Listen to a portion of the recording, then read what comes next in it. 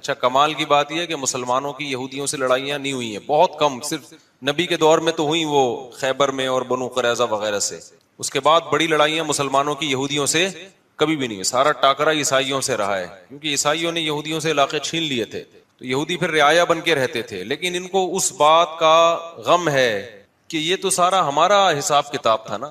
تو قرآن میں اللہ نے بتایا ہے کہ تمہارے جو پیغمبر دنیا میں آئے وہ نیک اعمال کی بنیاد پہ اللہ نے ان کو دنیا میں حکومت دی تھی، تم نے ان کی معیت میں جہاد کیا، وہ جہاد جس کے پیچھے صحیح موٹیویشن ہوتی ہے، اس میں مجاہدین کو ایک پاور ملتی ہے، اور جب جہاد کے پیچھے صرف پیسہ رہ جائے، زمین اور حکومت رہ جائے، تو اس جہاد میں طاقت نہیں رہتی، بلکہ وہ جہاد ہی نہیں رہتا ہے۔ تو اب یہ لوگ کہتے ہیں ہمارے پیغمبر تھے سلیمان علیہ السلام، داؤد علیہ السلام، تھوڑا سی تاریخ بتا دیتا ہوں نا، پتہ ہی ہوگا لیکن نئے لوگ بھی آتے ہیں۔ ابراہیم علیہ السلام سے اصل میں تو تاریخ شروع ہوتی ہے نا، جو پیغمبروں کی جو ہمیں ملتی ہے، ویسے تو اس سے پہلے بھی پیغمبر آئے ہیں، لیکن جو دنیا میں زندہ قومیں ہیں ان کی ہسٹری کہاں سے ملتی ہے ہمیں؟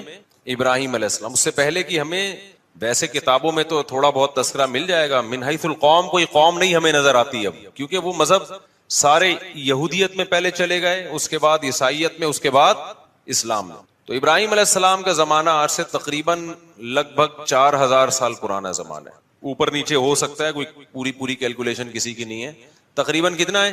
4000 سال پرانا زمانہ۔ انبیاء آتے رہے تھے آدم علیہ السلام، اچھا آدم علیہ السلام اور ابراہیم علیہ السلام میں کتنا ہے یہ نہیں پتا، اس میں اندازے لگائے جاتے ہیں کہ ہم سے آدم علیہ السلام کا زمانہ 10,000 سال پرانا ہے ہم سے، لیکن یہ کچھ بھی اس میں کوئی رائے نہیں قائم کی جا سکتی، کیونکہ کوئی تاریخ لکھنے والا تو تھا نہیں، وہ زمانے دنیا میں ختم ہو گئی ہیں۔ اب تو کوئی پرانی لاش ملتی ہے تو سائنسدان تحقیق کرتے ہیں کہ قبل مسیح ہے کہ بعد مسیح ہے، قاف میم لکھا ہوتا ہے نا، اب تو وہ بھی لکھنا چھوڑ دیا لوگوں نے، تو وہ اس سے پہلے کی بڑی بڑی تاریخیں۔ بہرحال تو ابراہیم علیہ السلام وہ نبی ہیں جن کو اللہ تعالیٰ نے بہت زیادہ نوازا تھا، کیونکہ بت پرست قوم کے خلاف کھڑے ہو گئے تھے، اور پھر ابراہیم علیہ السلام سے اللہ نے وعدہ کیا تھا کہ آپ کی اولاد میں ہم نبوت کو جاری کریں گے۔ میں کافی لمبی پہلے بتا چکا ہوں، بہت شارٹ کروں گا تاکہ آج ہمارا یہ ٹاپک نہ رہ جائے۔ تو ابراہیم علیہ السلام کی اولاد میں حضرت اسحاق علیہ السلام پیدا ہوئے، دوسری زوجہ سے اسماعیل علیہ السلام پیدا ہوئے، اور اسحاق علیہ السلام کی اولاد سے پھر دو زوجہ تھیں، حضرت سارہ اور حضرت ہاجرہ۔ تو حضرت ہاجرہ سے نبی صلی اللہ علیہ وسلم پیدا ہوئے 2000 سال کے بعد ان کی نسل میں، یعنی ایک ہی پیغمبر پیدا ہوئے حضرت ہاجرہ سے جو محمد صلی اللہ علیہ وسلم تھے، اور مکہ میں جو ان کی اولاد ٹھہر گئی تھی۔ اور ادھر جو شام، آپ نا میپ کو پڑھا کریں، میپ کے بغیر بہت سارے قرآن کے واقعات سمجھ میں نہیں آتے، تو مجھے بھی میپ پڑھنے سے سمجھ میں نہیں آتے تھے، جب ٹریولنگ کیے تو ملک بیٹھنا دماغ میں شروع ہے، کون سا کنٹری کدھر کو ہے، بہت سی چیزیں پڑھنے سے نہیں آتی، ٹریولنگ سے آتی ہیں۔ اب میں حیران ہوتا تھا یہ مسلمان فوجیں یورپ کیسے پہنچ گئی تھی یار اس زمانے میں، اب جب میں خود گیا تو مجھے خیال ہو جب میں پہنچ سکتا ہوں تو فوجیں نہیں پہنچ سکتی کیا خیال ہے؟ لیکن ہمارا ٹریک تو الگ تھا نا، تو وہ پتا چلا وہ ادھر سے آئی ہیں افریقہ کی طرف سے، آپ وہ دیکھیں نا نقشہ تو پتا چلتا ہے، وہ وہاں سے علاقے فتح ہوتے ہوتے ہوتے ادھر سے انہوں نے رائٹ پہ، آگے سمندر تھا تو رائٹ پہ ٹرن مارنا پڑا ان کو، رائٹ پہ ٹرن مارا، اٹلی میں گھسے، اٹلی سے آگے پھر جرمنی تھا، فرانس پہ آگے رک گئے تھے، ورنہ فرانس گیا تھا ہاتھ سے، تو وہ پھر آپس میں ہی بغاوت ہو گئی، آپس میں ہی لڑ پڑے تھے، ورنہ یورپ پہ مسلمانوں کا قبضہ ہو چکا ہوتا۔ تو لندن گیا تھا، صحیح ہے نا، لندن بھی گیا تھا گوروں کے ہاتھ سے، لیکن ہوا یہ کہ آپس میں پھڈا ہو گیا تھا، بغاوت ہو گئی، لڑائیاں ہو گئی دو کمانڈروں کی، تو یورپ کو پھر چھوڑ دیا، پھر آپس میں الحمدللہ ایسا لڑے، آج تک کیا ہو رہا ہے اللہ کے فضل سے لڑ رہے ہیں، الحمدللہ ہر سطح پہ لڑ رہے ہیں، اللہ تعالیٰ، میاں بیوی گھر میں لڑ رہے ہیں، حکومتیں آپس میں لڑ رہی ہیں، دوست سے لڑ رہا ہے، مذہبی اسکالر آپس میں لڑ رہے ہیں، تو اس لڑائی کی وجہ سے غیروں کا بڑا فائدہ ہے، وہ اتحاد کر رہے ہیں، مختلف ملکوں نے کرنسی ایک ایجاد کر لی، ٹھیک ہے نا، پاسپورٹ کی کوئی پابندی نہیں، یورپ نے ایک یونین بنا لی پوری، یہاں سے یہاں جاؤ کوئی مسئلہ نہیں، ادھر جاؤ ادھر جاؤ سب ہمارا ہے، وغیرہ وغیرہ۔ خیر، تو ابراہیم علیہ السلام کے جو شام میں جو سلسلہ چلا ہے نا، اچھا آج کا جو شام ہے پہلے اتنا نہیں تھا بلکہ یہ بڑا تھا، تو یہ اس میں فلسطین، اسرائیل، یہ سب علاقے آتے تھے، تو بیت المقدس تھا، وہاں پیغمبروں کا سلسلہ شروع ہوا، ہوتے ہوتے ہوتے آپ کو پتا ہے کہ اسحاق علیہ السلام کی اولاد میں تھے یعقوب علیہ السلام، ان کا لقب تھا اسرائیل، یعقوب علیہ السلام کا کیا لقب تھا؟ اسرائیل، حضرت اسرائیل جو تھے یعقوب علیہ السلام ان کے بیٹے تھے یوسف، اور یوسف علیہ السلام مصر چلے گئے, سورہ یوسف میں ہے نا واقعہ, وہ ایک بادشاہ بن گئے مصر کے. تو بنی مصر کا نقشہ دیکھیں آپ, سعودی عرب یعنی مغرب کی طرف, جہاں سورج یہاں ہے نا سعودی عرب, تو سعودی عرب آئے گا پہلے, اس کے بعد مصر آئے گا, اور رائٹ سائڈ پہ ٹرن ماریں گے تو کیا آئے گا, اسرائیل آئے گا, فلسطین آئے گا. تو ایسا نہ ہو نکل جائے یہاں پہ گدھے پہ بیٹھ کے, ایسے ہی جہاز سے ٹرن مارنا پڑے گا آپ کو. تو مصر میں جو ہے نا یوسف علیہ السلام, وہاں کی حکومت ان کے ہاتھ میں آئی. مصر بڑا زبردست ملک تھا, ایک بڑی تہذیب, مصر کی تہذیب بہت پرانی ہے اور بڑے اسٹیبل لوگ تھے. تو وہاں پر یوسف علیہ السلام کی حکومت قائم ہو گئی. یوسف علیہ السلام بہت اقلیت میں تھے نا, وہ تھوڑے سے بنی اسرائیل آئے تھے, 90 کے قریب ان کا خاندان تھا. یعقوب علیہ السلام نے شادیاں بہت کی تھیں, اولاد ان کے بہت تھی. اب یہ انہوں نے کی تھی, اب آپ ان سے پوچھیں. تو یعقوب علیہ السلام کی اولاد میں برکت بہت ہوئی ہے. اس غم میں بھی انہوں نے شادی کی ہے جب یوسف علیہ السلام بچھڑ گئے تھے, اس دوران بھی انہوں نے نکاح کیا ہے.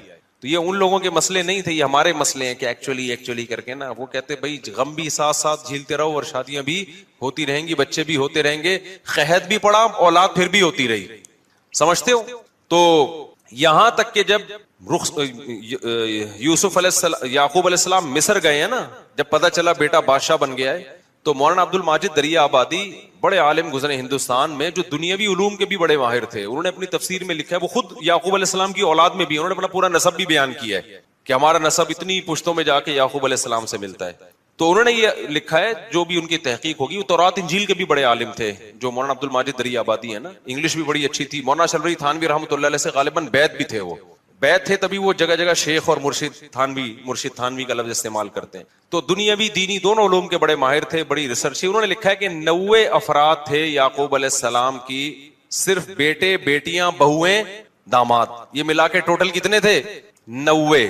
ان کے اکلوتے سربراہ تھے. تو یہ 90 افراد ہجرت کر کے گئے کہاں, مصر کی طرف. یہ سارے بنی اسرائیل تھے. سمجھتے ہو گے نہیں سمجھتے؟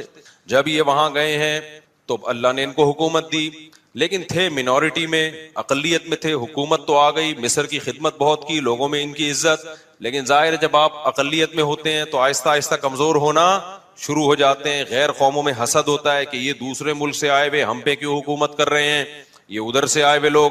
اچھا تہذیب ان کی اچھی تھی, مصریوں کو تو غیر مسلم تھے نا, بت پرست تھے وہ, تو بت پرستوں کی ان کے مقابلے میں کیا تہذیب ہوگی. پلہ کس کا بھاری تھا, تہذیب کے لحاظ سے ان کا بھاری تھا, لیکن اکثریت میں وہ تھے. تو پھر یہ تھوڑا تھوڑا دین سے دور ہونا بھی شروع ہو گئے. جب دین سے بھی دور ہو رہے ہیں, آپ اقلیت میں بھی ہیں, تو آہستہ آہستہ دوبارہ مصریوں کا غلبہ ہونا شروع, اور قوم پرستی کا نعرہ لگایا گیا. یہ بنی اسرائیلی ہیں, ہم قبطی ہیں, یہ غیر ہیں, یہ حالانکہ بھائی غیر ہیں, لیکن انہیں تمہیں بنایا کتنا ہے, تمہارے ملک کو قحط سے بچایا ان لوگوں نے, تمہیں تہذیب سکھائی, تمہیں ایمان دیا. نا یہ قوم پرستی انتہائی غلیظ اور بدبودار نعرہ ہے. کتا گلی میں ایک دوسرے کتے کو برداشت نہیں کرتا, بلی برداشت کر لے گی, بلی تھوڑی سی غیرت مند ہوتی ہے. کتا جو ہے نا اتنا وفادار ہو کے بھی ہے کتا ہی وہ.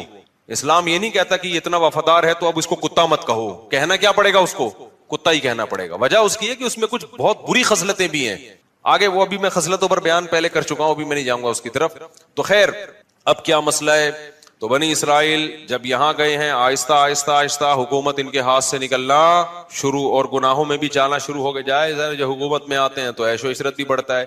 بالآخر فرعون, اس زمانے میں مصر کا جو بھی بادشاہ اس کو فرعون ہی کہا جاتا تھا, تو وہ والا فرعون جس کا قرآن میں تذکرہ ہے وہ ان پر بالآخر غالب آ گیا, اور وہ ویسے ہی تحریکیں چلنا شروع ہو گئیں جیسے مودی صاحب کی تحریکیں ہیں. یہ اقلیت میں ان کو مارو, ان کو پیٹو, ان کو یوں کرو, ان کو یوں کرو, جو ہندوستان میں مسلمان بیچاروں کے ساتھ ہو رہا ہے اس وقت. تو ظلم شروع ہوا فرعون کا, اور قرآن کہتا ہے کہ ایسا سخت ظلم بنی اسرائیل کے اوپر کہ یقتل ابناءہم ویستحیی نساءہم, مردوں کو قتل کر دیا جاتا تھا, عورتوں کو چھوڑ دیا جاتا تھا, تاکہ ہم ان سے اپنی نسل ان سے پیدا ہو ہماری, یا ان کو ہم لونڈی بنائے, غلام بنائے. تو فرعون کو کہیں خواب آیا کہ میری, وہ نجومیوں نے نہیں بتایا تھا, نجومی جھوٹ بولتے ہیں, نجومیوں کو کچھ بھی نہیں پتا ہوتا. تو زیادہ راجع بات اس میں یہی کہ خواب آیا تھا فرعون کو, اس کو خواب آیا, یا کسی نے ماہرین نے پیشگوئی کی ہوگی کہ لگتا ہے کہ یہ قوم میں لیڈر کی صلاحیت ہے, انہی کا کوئی شخص اٹھ کے تمہارا تختہ الٹے گا, تو تم اتنا ظلم کر رہے ہو نا. تو فرعون نے کیا کیا, ظلم کم کرنے کے بجائے بڑھا دیا. تو اب قرآن میں اس کا تذکرہ اللہ تعالیٰ نے سورہ قصص میں ذکر کیا ہے, وہ میں انشاءاللہ بعد میں, یہ 21ویں رات سے جو ہے نا, جب دوسرے لوگ بھی آ جائیں, اعتکاف والوں کی تعداد بڑھ جاتی ہے, تو کچھ مضامین ان کے لیے رکھے ہوئے. تو بالآخر موسیٰ کلیم اللہ پیدا ہوئے اور اللہ نے موسیٰ علیہ السلام کو فرعون کے محل میں پلایا, اور پھر موسیٰ علیہ السلام کو نبوت ملی, اور پھر بالآخر فرعون کو اللہ تعالیٰ نے دریا میں غرق کر دیا, اور فرعونی کیا ہو گئے, ایک بھی بندہ نہیں بچا, سارے ہی مار دیے اللہ تعالیٰ نے, ٹھیک جتنے بھی تھے. بنی اسرائیل کو نجات ملی, اور قرآن ان کی تعریف کرتا ہے بما صبروا, اس لیے کہ بنی اسرائیل نے موسیٰ کا ساتھ دیا تھا اور صبر کیا تھا انہوں نے, لیکن تھے بہرحال نالائق, صبر بھی کرتے تھے, تکلیفیں بھی دیتے تھے. پھر بنی اسرائیل کو حکم ہوا کہ اب تو تمہارا اصل وطن ہے فلسطین, ارض شام, وہاں تم موسیٰ علیہ السلام کی قیادت میں اب جہاد کرو. یہ تو اللہ نے فرعون کو خود ہی ٹھکانے لگا دیا, اب ہر جگہ اللہ خود سے کام نہیں کرے گا, کچھ تم کو بھی تلوار اٹھا کے کرنا پڑے گا. یہاں تو ویسے بھی ان کے پاس طاقت ہی نہیں تھی, منورٹی میں تھے نا, کیا لڑتے یہ. تو بنی اسرائیل نے کہہ دیا ہم نہیں جائیں گے, اذهب انت وربک فقاتلا, کیونکہ غلامی میں اتنا عرصہ گزار چکے تھے کہ ذہن کیا بن گیا تھا, غلاموں.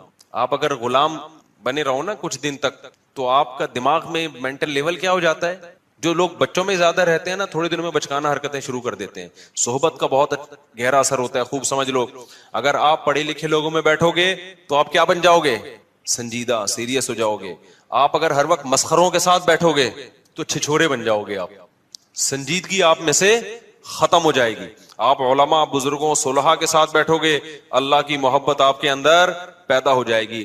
دنیا پرستوں میں ہر وقت بیٹھو گے جو ہر وقت مال و دولت کی باتیں کرتے ہیں, اتنی گاڑی, اتنی پیسہ, بحریہ ٹاؤن, فلانا, آپ کی نظر میں دنیا کی ہوس اور لالچ پیدا ہو جائے گی. یہ انسان کی نیچر ہے. تو اچھے لوگوں کے ساتھ بیٹھا کرو. سمجھتے ہو آج ہمارا مرغا مرغی جو ہے نا, ایک دیسی ہے, وہ ہر وقت دہشت گردی. ایک فینسی بھی ہمارے پاس تھائی لینڈ کی نسل, وہ مرغا بھی بڑا تمیز کا اور مرغی بڑی تمیز کی. ہمارے ایک پٹھان دوست ہیں, آج ان کو میں لے کر گیا اپنے پنجرے میں, انہوں نے کہا ان پورے پنجرے میں نا آپ کے کیج میں پڑھے لکھے یہی لگ رہے ہیں, یہ دو مرغے.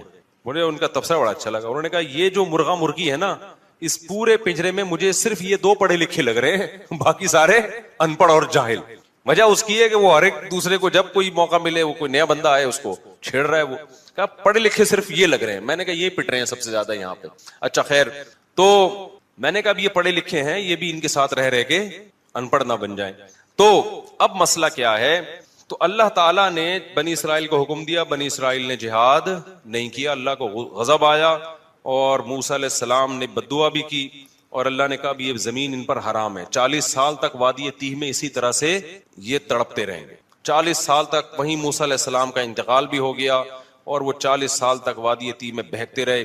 پھر اس کے بعد نئے پیغمبر آئے, اور پھر اس کے بعد نئے پیغمبر کی معیت میں انہوں نے جہاد کیا. جب انہوں نے جہاد کیا تو قرآن نے اس کا بھی واقعہ اللہ تعالیٰ نے قرآن میں بیان کیا ہے سورہ بقرہ میں. تو جب ان کا جہاد ہوا ہے نا, تو ان کی فوج, ان کے جو کمانڈر تھے ان کا نام تھا طالوت. وہ پیغمبر ہی نے ان کو بنایا تھا کمانڈر, وقت کے نبی نے, لیکن وہ غریب تھے. بنی اسرائیل نے اس پہ بھی اعتراض کیا, غریب آدمی ہمارا امیر کیوں بن رہا ہے. تو ان کو بتایا گیا بھائی اس کے پاس نالج زیادہ ہے اور صحت اچھی ہے. کمانڈر کے لیے پیسہ ہونا ضروری نہیں ہے, نالج, جنگ لڑنے کا تجربہ زیادہ ہو. دیکھو اللہ تعالیٰ دنیا کو اسباب سے چلاتے ہیں. علماء نے بیان کیا ہے جنگ کے کمانڈر بنانے کے لیے یا ملک کا صدر وزیر اعظم بنانے کے لیے دو بندے ہیں آپ کے پاس. ایک بہت نیک ہے, نالج اور تجربہ نہیں ہے اور اس کو پتا نہیں ہے کیا کرنا ہے, اور ایک برا ہے لیکن اس کے پاس ایکسپیرینس ہے, صلاحیت ہے. تو برے کو بنایا جائے گا, نیک کو نہیں بنایا جائے گا. بات نہیں آ رہی سمجھ میں؟ جب میں یہ بات لوگوں کو بتاتا ہوں, لوگ کہتے ہیں یار یہ کیا بات ہے, تقوی کی تو بڑی اہمیت ہے. میں ان سے کہتا ہوں مجھے ایک بات بتاؤ, آپ جب گھر میں ڈرائیور رکھتے ہو گاڑی چلوانے کے لیے, ایک بندہ ہے تہجد گزار ہے, تبلیغ سے حضرت جیسے 4 مہینے لگا رہے ہیں, ماشاءاللہ کتنے وقت کے لیے نکلے ہوئے ہیں حضرت آپ, سالانہ چلہ, ماشاءاللہ ماشاءاللہ. تو وہ بھی سالانہ چلے کے لیے نکلا ہوا تھا, ابھی تازہ چلہ لگا کر آئے, لیکن وہ گاڑی چلانی نہیں آتی. دوسرا گٹکا بھی کھاتا ہے, پان بھی کھاتا ہے, چرس بھی پیتا ہے, لیکن گاڑی چلانا اس کو آتی ہے. تیسرا کوئی آپشن آپ کے پاس نہیں ہے, تو ڈرائیور کس کو بناؤ گے آپ؟ نیک کو تھوڑی بناؤ گے. بولا کہ بھائی تو بہت نیک ہے لیکن جو کام تجھے دیا جا رہا ہے تجھ میں اس کی صلاحیت نہیں ہے. ہاں نیک ہونا, دونوں ڈرائیور اگر ڈرائیور ہیں پھر جو نیک ہے اس کو ترجیح دی جائے گی. پھر دیکھا جائے گا یار اس کا 4 مہینے لگے ہوئے, اس کے نہیں لگے, تو میں کم از کم اگر کسی کو ڈرائیور رکھوں گا تو میں 4 مہینے والے کو ترجیح دوں گا, یار یہ ڈرائیور بھی ہے اور نیک بھی لگ رہا ہے, یہ ذکر اذکار کرے گا فارغ وقت میں, گانے نہیں سنے گا گاڑی میں بیٹھ کے, چرس نہیں پیے گا. سمجھتے ہو کہ نہیں سمجھتے؟ تو ہمیشہ کام اس کے سپرد کیا جاتا ہے جو کام کا اہل ہو. یہ نبی کی بھی سنت ہے, صحابہ کی بھی سنت ہے, پیغمبروں کی بھی سنت ہے. تو پیغمبر نے طالوت کو امیر بنا دیا اور کہا کہ اللہ کے حکم پہ بنا رہا ہوں. لوگوں نے کہا یہ تو پیسے ہی نہیں ہے, ان کے پاس غریب آدمی. تو پیغمبر نے کہا اس کی غربت کو مت دیکھو, اس کی صحت بھی ہے, لڑائی کے لیے کیا چاہیے؟ صحت چاہیے. کمانڈر ہونے کے لیے جگرا چاہیے, صحت, کانفیڈنس, دل مضبوط. اور دوسرا علم ہے, اس کے پاس نالج ہے, نقشوں کا پتہ ہے, کدھر سے جانا ہے, کدھر سے ٹن مارنا ہے, دشمن کے حملے کیا ہوتے ہیں, ان کی چالوں کو سمجھتا ہے یہ. لہذا یہ طالوت کیا بنے گا؟ یہ تمہارا کمانڈر بنے گا. سمجھتے ہو کہ نہیں سمجھتے ہو؟ تو طالوت کو بنا دیا گیا, بولو, کمانڈر. اسی طالوت کی فوج میں حضرت داؤد تھے جو ابھی تک پیغمبر نہیں بنے تھے. بنی اسرائیل کی ایک عام فرد تھے اور حضرت یعقوب علیہ السلام کی اولاد میں تھے, ظاہر ہے بنی اسرائیل میں سے تھے. اب کیا ہوا ہے کہ جب یہ لشکر گیا ہے لڑنے کے لیے تو یہ بہت تھوڑے تھے اور دشمن بہت زیادہ. تو اللہ نے ان کو امتحان میں ڈالا, کیونکہ اسباب کی دنیا میں بڑا مشکل تھا. تو اللہ چاہتے تھے اسباب تو ہے نہیں تو تقویٰ تو ہونا کم از کم. اسباب بھی نہیں ہے, تقویٰ بھی نہیں ہے, تو پھر کس چیز کی پتہ ملے گی بھائی؟ اللہ کی مدد کیوں آئے گی؟ افغانستان میں طالبان نے امریکہ کو بھگا دیا نا, تو اسباب تو نہیں تھے, لیکن اس اسباب کی تلافی کس چیز نے کی ہے؟ اللہ کے خوف نے, آخرت کی لالچ نے. تو دونوں ہی چیزیں نہ ہوتی تو پھر پلڑا کس کا غالب تھا؟ اللہ کہتا ہے وہ بھی ایسے ہی تم بھی ویسے ہی, تو پاور تو اس کے پاس ہے, تو تمہیں کس بات کی میں فتح عطا کروں؟ سمجھتا نہیں ہے نا بات کو. تو دونوں ہی چیزیں اگر مارکیٹ سے شارٹ ہوں تو پھر میرے بھائی گھر پہ آرام سے بیٹھ کے اللہ اللہ کرنا چاہیے, بڑے بڑے کاموں کا نہیں سوچنا چاہیے. تو خیر, اب کیا تھا, اللہ میاں نے ان کو آزمایا کہ ان کا تقویٰ چیک کرنا ہے. تو پیغمبر نے ان کو بتا دیا, طالوت کو بتا دیا, اور طالوت نے پھر لوگوں کو بتا دیا کہ بھئی دیکھو یہ پانی آئے گا, نہر آئے گی, شدید پیاس لگے گی, لیکن اس نہر سے پانی پینا نہیں ہے, برداشت کرنا ہے اللہ کے لیے. جس نے پانی پی لیا تو اس کا مجھ سے کوئی تعلق نہیں ہے, جو پانی نہیں پیئیں گے وہ میرے ہیں. یہ بڑی آزمائش تھی. قرآن کہتا ہے بنی اسرائیل میں اکثر نے پانی پی لیا. اکثر نے کیا کر لیا؟ پانی پی, گناہ کیا, اللہ کی نافرمانی کی. اس کا نتیجہ یہ نکلا, آخر جو دشمن جو تھا نا اس کے کمانڈر کا نام تھا جالوت. وہ بڑا پاورفل آدمی, اس کے پاس بڑی فوج تھی. تو اس گناہ کی نحوست یہ ہوئی کہ جن نے پانی پیا انہوں نے کہہ دیا کہ ہم میں اس سے لڑنے کی طاقت نہیں, ہمارے حوصلے پس بھائی, یہ بہت بڑی جماعت ہے, ہم نہیں لڑ سکتے, نکلو بھاگو. اس سے کیا پتا چلتا ہے؟ جہاد میں, جنگ میں گناہ جو ہے نا, اللہ کی نافرمانی, اس کی نحوست پڑتی ہے. صرف جہاد میں نہیں, جو بھی بڑے کام ہے نا, حوصلے والے کام, وہ حوصلے والے کام گناہگار لوگ نہیں کر پاتے, وہ پرہیزگار لوگ کر پاتے ہیں. خدا کا خوف ہوتا ہے نا, گناہ سے بچتا ہے, اس کی ایک الگ سے موٹیویشن ملتی ہے انسان کو, حوصلہ ملتا ہے اللہ کی طرف سے. گناہگار لوگوں کے حوصلے کیا ہوتے ہیں؟ پست. وہ مشکل موقعوں پہ پتلی گلی سے بول لیا کرو نا زبان سے, یار نکل جاتے ہیں. جب مشکل موقع آئیں گے نا نکل لے گا پتلی گلی سے. تو انہوں نے بھی یہی کیا. وہ اب اور مشکل ہو گئی. جنہوں نے پانی نہیں پیا تھا وہ کیا تھے؟ بہت تھوڑے, وہ اور تھوڑے رہ گئے. ان کے تو حوصلے پست ہو گئے. لا طاقت لنا اليوم بجالوت وجنودی, ہم میں جالوت اور اس کے لشکر سے لڑنے کی پاور نہیں ہے. اب ہونا کیا چاہیے تھا کہ جو تھوڑے سے رہ گئے تھے وہ اپنے کمانڈر طالوت سے جا کے کہتے کہ حضرت ہم تو پورے لشکر کو دیکھ کے آئے تھے کہ یہ سب لوگ ہمارے ساتھ ہیں, جب آدھے سے زیادہ لوگوں نے حوصلے پست ہو گئے ہیں تو کائنڈلی اب ہمارا لڑنا بنتا نہیں, اب ہمیں بھی یہ مروائیں گے, لہذا اب ہم اکٹھے کیا کرتے ہیں, یہاں سے واپس چلتے ہیں, عزت اسی میں. لیکن نہیں, انہوں نے گناہ کیا تھا نا, اس کی نحوست. انہوں نے نیکی کی تھی, پیاس کے باوجود پانی نہیں پیا. یہ تعویل نہیں کی کہ یار پانی پیئیں گے تو لڑیں گے نا, نہیں بھائی, جب اللہ نے کہہ دیا پیاسے لڑو تو بس اللہ فتح دے گا اسی میں.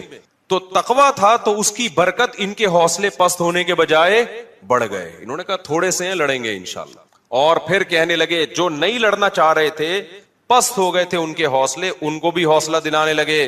کم من فئۃ قلیلۃ غلبت فئۃ کثیرۃ باذن اللہ.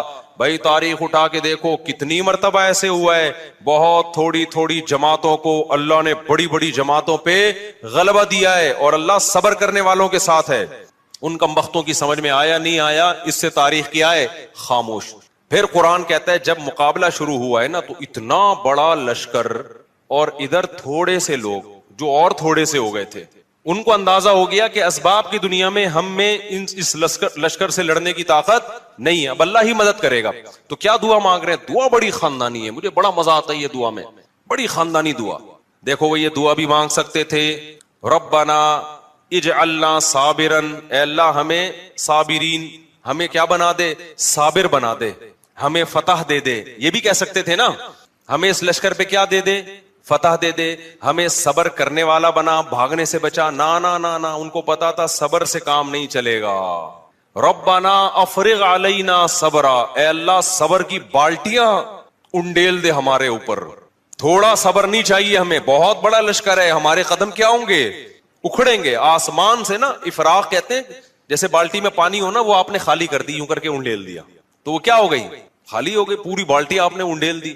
افرغ علینا صبرن، یہ بلاغت ہے. صبر کی کوئی بالٹیاں تھوڑی اوپر سے نازل ہوں گی، سمجھانے کے لیے کہ ایسے صبر دے جیسے صبر کی ہمارے اوپر بالٹیوں کی پورے نہا جائیں ہم صبر کے اندر. اتنا طاقتور صبر چاہیے اس لشکر سے لڑنے کے لیے ہمارے اندر.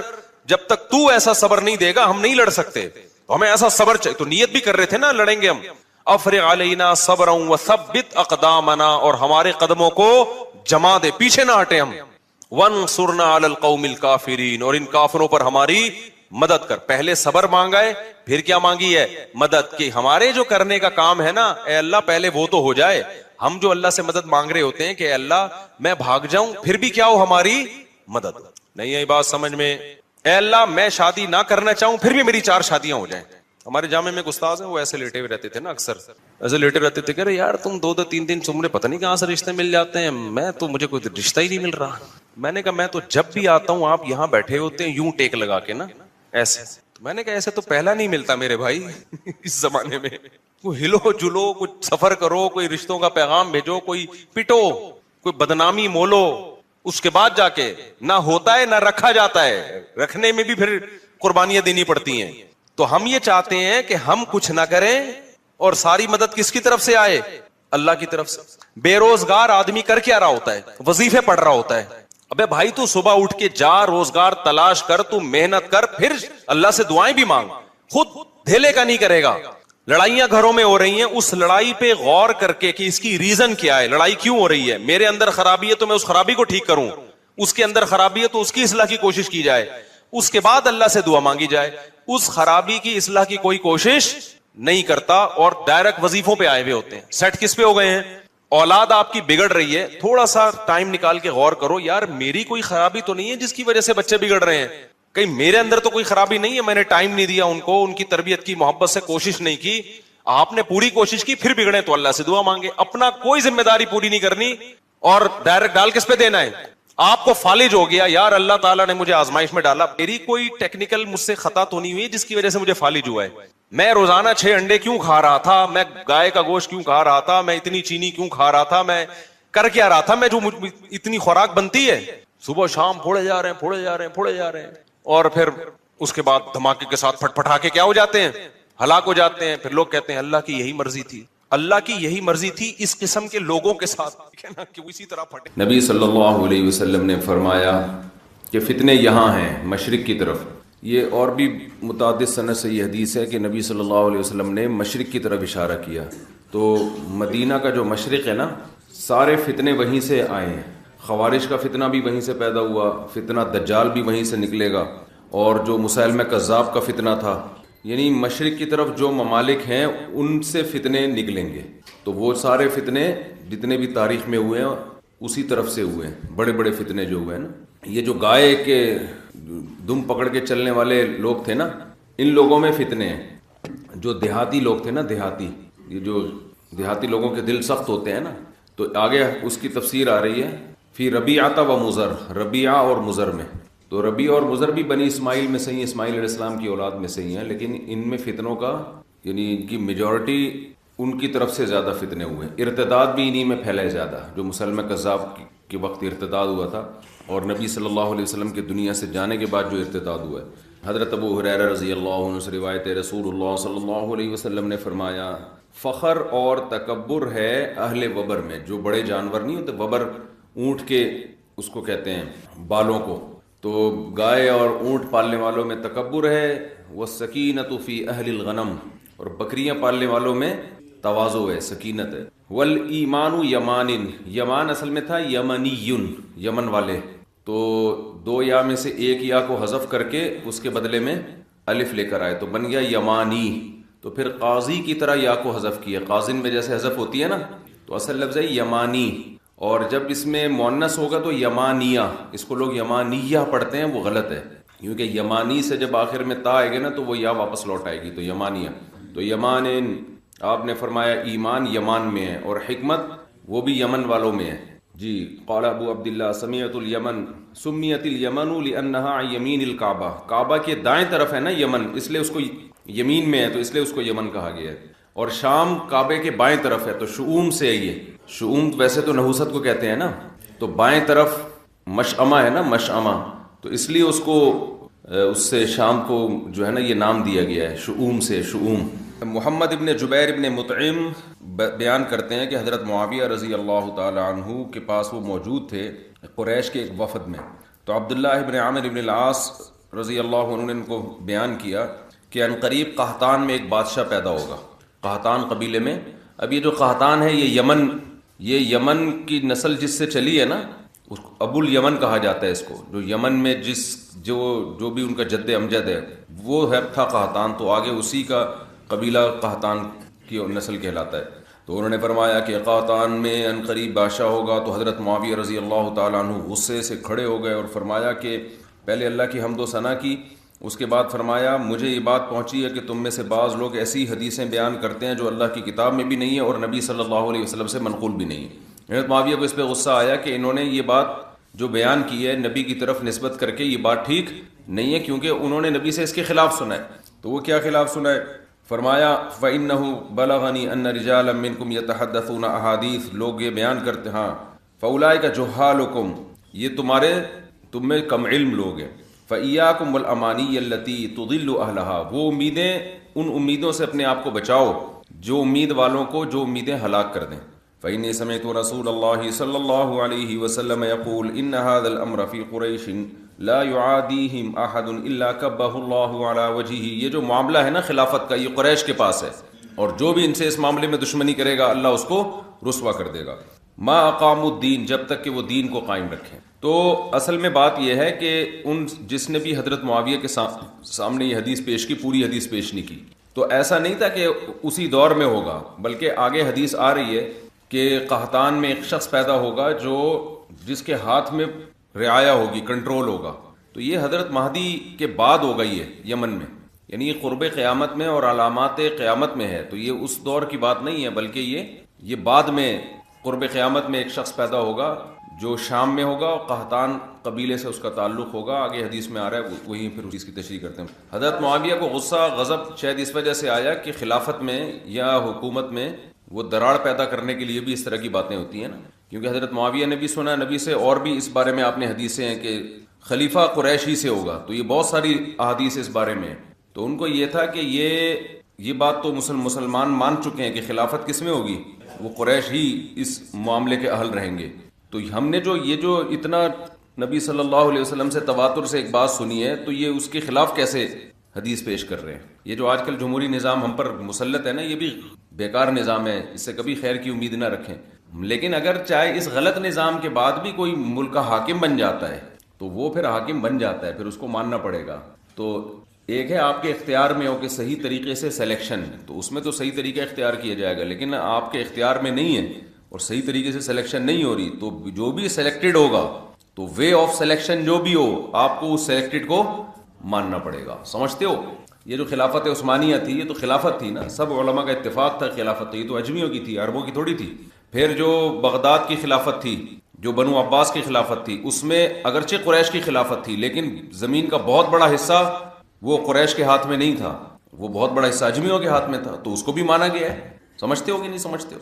اچھا, آج کل یہ نعرے بہت لگ رہے ہیں کہ خلیفہ ایک ہی ہونا ہے, خلافت تو ایک ہی ہو. تو ایک خلافت اب تک مسلمانوں میں سوائے خلفائے راشدین کے اور حضرت معاویہ رضی اللہ تعالیٰ عنہ پر جو اتفاق ہو گیا تھا, اس کے بعد چند دن بنو امیہ کی, اس کے بعد سے آپ تک ایک خلیفہ مسلمانوں کا نہیں رہا ہے.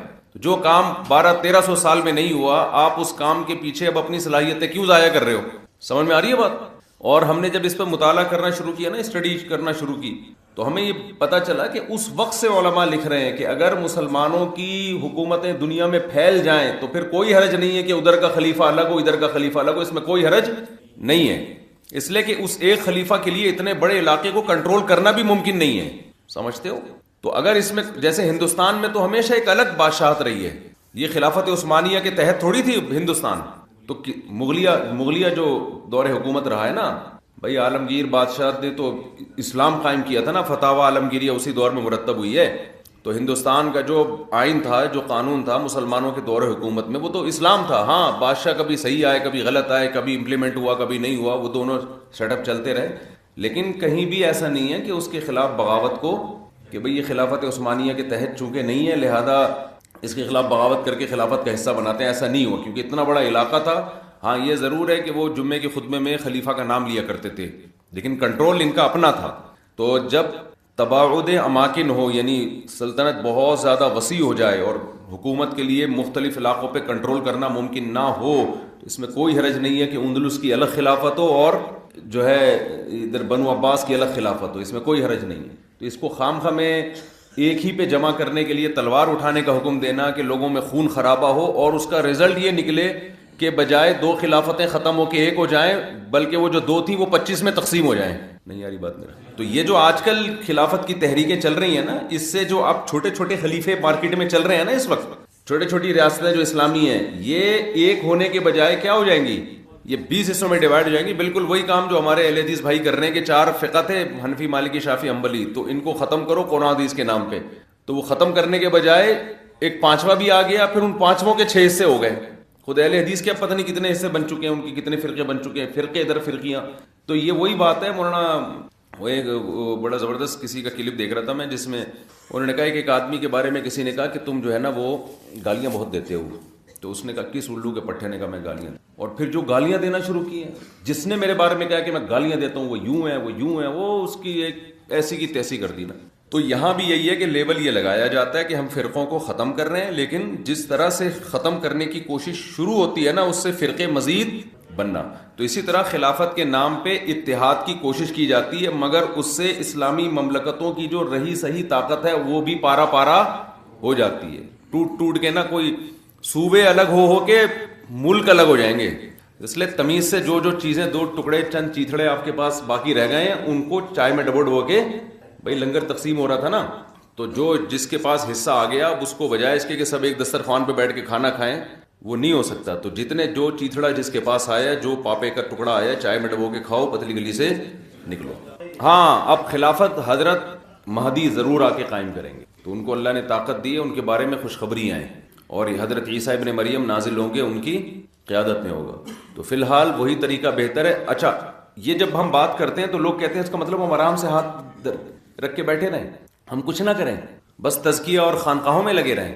تو یہ بات نہیں ہے. نظام کی تبدیلی کی کوشش کرنا یہ فرض ہے. ہم مسلح بغاوت کے قائل نہیں ہیں. باقی اجتماعی طور پر نظام کو تبدیل کرنے کی جتنی بھی سوٹیبل کوششیں ہیں وہ فرض ہیں. اب وہ 20 ہو سکتی ہیں. ایک طریقہ جامعۃ الرشید کا ہے، کسی کو اس سے اتفاق نہ ہو. دوسرا طریقہ جماعت اسلامی والوں کا ہے، JUI والوں کا ہے، اسمبلی میں جا کے انقلاب لے کر آؤ. اور تیسرا چوتھا طریقہ تنظیم اسلامی والوں کا ہو سکتا ہے، یوتھ کلب والوں کا ہو سکتا ہے کہ کالج یونیورسٹیوں میں محنت کرو، بیوروکریسی میں لوگ لے کر آؤ. تو یہ 20 طریقے ہو سکتے ہیں. ان میں سے کوئی بھی آپ کو سوٹیبل لگے وہ طریقہ آپ پر اختیار کرنا فرض ہے. تو ہم یہ نہیں کہہ رہے کہ سسٹم کو تبدیل کرنے کی کوشش نہ کریں، مگر اس طریقے سے تبدیل کرنے کی کوشش کریں کہ تبدیلی کے امکانات ہوں. اس طریقے سے کہ رہے صحیح سے بھی جائیں، وہ طریقہ آپ صلی اللہ علیہ وسلم اہل قرابت تھے، ان کو غنیمت میں حصہ دیا کرتے تھے نا. تو اللہ نے حکم دیا تو حضرت عثمان ابن عفان رضی اللہ تعالیٰ عنہ گئے اور جبیر ابن مطعم گئے. انہوں نے عرض کیا یا رسول اللہ، آپ نے فلاں فلاں بنی مطلب کو دیا اور ہمیں چھوڑ دیا. تو آپ نے فرمایا کہ انما نحن وہم بمنزلۃ واحدۃ، انما نحن وہم منک بمنزلۃ واحدۃ. وہ اور ہم آپ کی نسبت کیا ایک ہی منزل، ایک ہی جیسے ہیں؟ یعنی ایسا نہیں ہے، وہ مجھ سے قریب ہیں اور آپ کا رشتہ ان کی نسبت مجھ سے دور ہے. فقال النبی صلی اللہ علیہ وسلم انما بنو ہاشم وبنو المطلب شیء واحد. ٹھیک ہے نا، ایک ہی چیز ہے وہ. تو یہ بھی قرابت کی فضیلت بیان ہو رہی ہے نا. امام بخاری جب احادیث پر کوئی باب باندھتے ہیں نا، تو ادنا سی بھی مناسبت ہونا تو وہ حدیث کو ذکر کرتے ہیں. بخاری اور دیگر حدیث کی کتابوں میں یہ فرق ہے کہ صحیح بخاری میں جو ترجمۃ الباب ہے اس سے متعلق جب حدیث آئے گی تو اس میں تلاش کرنا پڑتا ہے کہ اس کا ترجمۃ الباب سے مناسبت اس کی کیا ہے. مثال کے طور پر آپ نے بخاری اول میں پڑھا ہوگا نا کہ جو بدریین کی فضیلت پر احادیث ہیں تو ان میں ہر وہ حدیث لے کر آئے ہیں جس کا حالانکہ بدر کی فضیلت سے کوئی تعلق نہیں ہے، لیکن صرف اس حدیث میں یہ راوی نے یہ بیان کیا وکانہ بدرین، یہ صحابی کہاں کے تھے؟ بدر کے تھے، تو اتنی مناسبت بھی تھی تو وہ حدیث لے کر آئے، کیونکہ یہ بھی امام بخاری کی نظر میں ایک فضیلت ہے نا کہ راوی اس صحابی کی اس صفت کو ہائی لائٹ کر رہے ہیں کہ وکانہ بدرین. سمجھتے ہو کہ نہیں سمجھتے؟ اس لیے ہمارے حضرت فرمایا کرتے تھے، حضرت مفتی رشید احمد صاحب رحمہ اللہ، کہ صحیح بخاری میں اللہ نے بہت علم رکھا ہے، یعنی جو بخاری کے جو مضامین ہیں نا، لیکن اس کے لیے کھوپڑی چاہیے. بڑا زبردست بھائی نے جملہ حل کر دیا. عبداللہ ابن زبیر رضی اللہ تعالی عنہ حضرت عائشہ کو سب سے زیادہ محبوب تھے نبی اور ابو بکر کے بعد. عبداللہ بن زبیر جو آپ کے بھانجے تھے حضرت عائشہ کو بہت زیادہ محبوب تھے. آگے چلیں. ہاں وکان ابر الناس بہا، اور عبداللہ بن زبیر بھی لوگوں میں سب سے زیادہ اچھا سلوک امی عائشہ کے ساتھ کرتے تھے، ایک تو خالہ ہونے کی وجہ سے اور ایک نبی کی زوجہ ہونے کی وجہ سے بہت زیادہ خیال کرتے تھے. وَكَانَتْ لَا تُمْسِكُ شَيْئًا مِّمَّا جَاءَهَا مِن رِّزْقِ اللَّهِ، اور حضرت عائشہ کی عادت یہ تھی کہ جو کچھ ان کے پاس اللہ کی طرف سے آتا اسے فوراً صدقہ کر دیا کرتی. سمجھ رہے ہو؟ فوراً صدقہ کرتی، روکتی ہی نہیں تھی کچھ بھی. الا تصدقت فقال ابن الزبیر، عبداللہ بن زبیر کو خیال ہوا کہ بھئی یہ تو اپنے لیے کچھ رکھتی نہیں ہے. صحابہ کی لڑائیاں بھی کیسی خاندانی ہوا کرتی تھی، دیکھو آپ. آج لڑائی ہوتی ہے کہ مجھے تو کچھ دیا ہی نہیں، اس میں سے سارا خالہ خود کھا گئی. تو پہلے یہ ہوتا تھا کہ یہ جو خالہ ہیں یہ سارا صدقہ کر دیتی ہیں، اپنے لیے کچھ بھی نہیں رکھتی. تو عبداللہ بن زبیر کو غصہ آیا، انہوں نے فرمایا ینبغی ان یؤخذ علی یدیہا، ضروری ہے کہ ان کا ہاتھ روکا جائے، ضروری ہے کہ ان کا ہاتھ روکا جائے، کوئی پابندی لگے ان کے اوپر. فقالت، حضرت عائشہ کو جب ان کا یہ کلام پہنچا فرمایا ایؤخذ علی یدیہ، کہ میرا ہاتھ کوئی روک سکتا ہے؟ یہ کون ہوتا ہے مجھے منع کرنے والا کہ میں صدقہ نہ کروں؟ حالانکہ وہ ان کی خیر خواہی میں کہہ رہے تھے نا، مگر ان کو اتنا غصہ آیا کہ یہ صدقے سے ہمیں روک رہا ہے. فرمایا علی نذر ان کلمتہ، مجھ پر منت ہے اگر میں نے اس سے کلام کیا. آگے دوسری حدیث میں پورے الفاظ ہیں نا کہ لن اکلمہ ابدا، اس طرح کے الفاظ کہ میں اللہ کی قسم کہ کبھی بھی اس سے بات نہیں کروں. فاستشفع الیہا برجال من قریش، عبداللہ بن زبیر کو جب پتہ چلا تو انہوں نے قریش کے لوگوں کو حضرت عائشہ کے پاس لے کر آئے سفارش کے لیے، تاکہ بات چیت. حضرت عائشہ نے پھر بات چیت بند کر دی. وہ بھی اخوال رسول اللہ صلی اللہ علیہ وسلم خاصتاً، اور خاص طور پر نبی کے ننیال کو لے کر آئے. دیکھو صحابہ کرام بھی نا ایسے موقع پہ رشتہ داروں کو استعمال کر رہے ہیں، تو اس سے بھی رشتہ داری کی ویلیو پتہ چلتی ہے کہ نہیں چلتی؟ کہ بھائی رشتہ داروں کو ایسے موقع پہ ان کو پتہ ہے ان پر رشتہ داروں کا اثر ہوگا، ان کا نسب کا خیال کریں گی، رشتے کا خیال کریں گی. تو یہ جو ہم بار بار یہ شادیاں بچے، یہ جو میں اتنے بیانات چیخ رہا ہوں نا، یہ اس لیے کہ تاکہ رشتوں کا پاس ہو اور رشتے وجود میں آئے. سمجھتے ہو کہ نہیں سمجھتے؟ اسلام رشتہ داری کے بغیر نہیں ہے. تو بھائی، اور اسلام کے اگینسٹ جو دنیا میں مذاہب چل رہے ہیں ان میں سب سے بڑی، ان میں تھینک یو بھی ہے، امانت داری بھی ہے، ملک سے وفا بھی ہے، 2 نمبری سے بھی بچتے ہیں. رشتے مارکیٹ سے ان کے کیا ہو گئے؟ شارٹ ہو گئے. تو اس لیے ہم اتنا چیخ رہے ہیں اس پہ کہ بچے پیدا کرو گے تو رشتے ہوں گے نا. Point to be noted. بس شادی نہیں ہے تو بچے خود بخود بلوٹوتھ سے پیدا ہوں گے. Point to be noted. فامتنعت، لیکن حضرت عائشہ پھر بھی بات کرنے سے رکی رہی. فقال له الزہریون، بنو زہرہ کے لوگوں نے کہا اخوال النبی صلی اللہ علیہ وسلم منہ عبد الرحمن ابن الاسود ابن عبد یغوث والمسور ابن مخرمہ. تو انہوں نے کہا کہ نبی صلی اللہ علیہ وسلم کے جو ننیال ہیں نا، جن میں عبد الرحمن ابن اسود ابن یغوث اور مسور ابن مخرمہ ہیں، اذا استأذنا فاقتحم الحجاب.